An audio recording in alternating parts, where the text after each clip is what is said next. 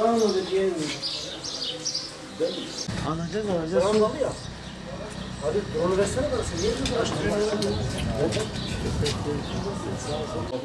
Hadi ulan. Hadi ulan. Sen mi çekiyorsun? Biz çıkıyoruz lan.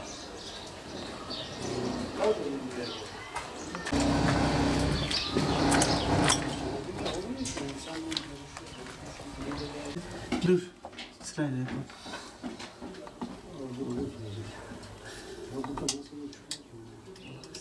Sen daha var mı? Dur ya.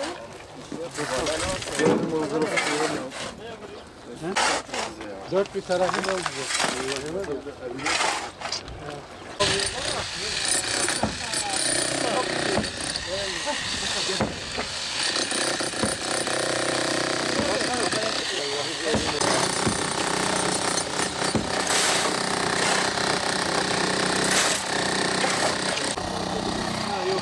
Buraya.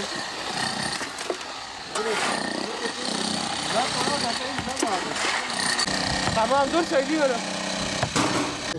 Bak. Biraz indi onu.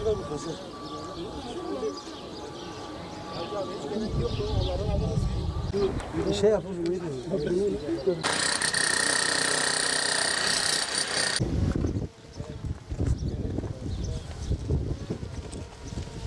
Malumunuz koruma amaçlı uygulama imar planı içerisinde daha önce Kültür Varlıkları Koruma Kurulu'nun aldığı kararlar ve belediye encümenimizin aldığı kararlar doğrultusunda 240 bina için yıkım kararı alınmıştı. Geçmiş dönemde 49 yapı, 192 bağımsız bölümün yıkımını gerçekleştirdik. Bugün de burada Ulu Cami minaremizin görüntüsünü engelleyen ve Mardin'den uzaktan çekilen bütün fotoğraflarda kötü görünen Ulu Cami Mahallesi 418 ada 3 ve 2 nolu parsellerde bulunan eklentilerin yıkımı için buradayız. Bugün yıkımına başladık. Mevcut yıkacağımız yapı 2 katı tescilli bir kültür varlığı. Sonradan üzerine 2 kat daha niteliksiz betonarme eklenti yapılmış. Biz bugün bu 3. ve 4. katın yıkımını gerçekleştiriyoruz. Toplamda 175 metrekare betonarme eklenti yıkacağız. Tabii Mardin malumunuz bir açık hava müzesi olma yolunda önemli bir şekilde ilerliyor bu projeyle birlikte. Gerçekten o açık hava müzesi söylemine uygun bir şekilde biz Mardin Büyükşehir Belediyesi olarak Kent Estetiği Daire Başkanlığı olarak betonarme eklentilerin yıkılması projesi başta olmak üzere birinci caddenin yayılaştırılması ve tarihi çarşıların canlandırılması, tarihi çeşmelerin, ibadethanelerin restorasyonu sürecine hızlı bir şekilde başladık. Amacımız burada gerçekten bu şehrin kötü görünen betonarme eklentileri yıkma hedefimiz var. Tahminimiz bu 240 tespitli yapının dışında takriben 1000 yapı daha var. 1000 tane eklenti daha var temizlememiz gereken. Çevre Şehircilik Bakanlığı ve Mardin Büyükşehir Belediye'mizin destekleriyle, katkılarıyla bu işi sürdürmeye kararlıyız.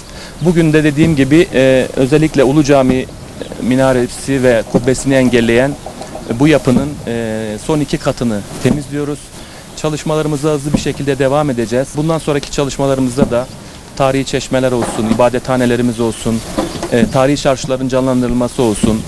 Bu konuda Kent Estetiği Daire Başkanlığımız hızlı bir şekilde çalışmalarına devam edecektir. Yaklaşık bina 45-50 yıllık bir bina.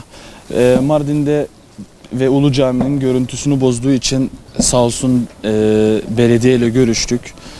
Yıkımını gerçekleştiriyorlar. Şu an en azından hani Mardin şehri Ulu Cami minaresi ve kubbesi, Mardin Kalesi daha güzel bir şekilde görünüyor. Ne kadar üzülsem de yine de Mardin için de bir yandan seviniyorum. Anılarımız yıkılsa da yine Mardin şehrimiz için değer.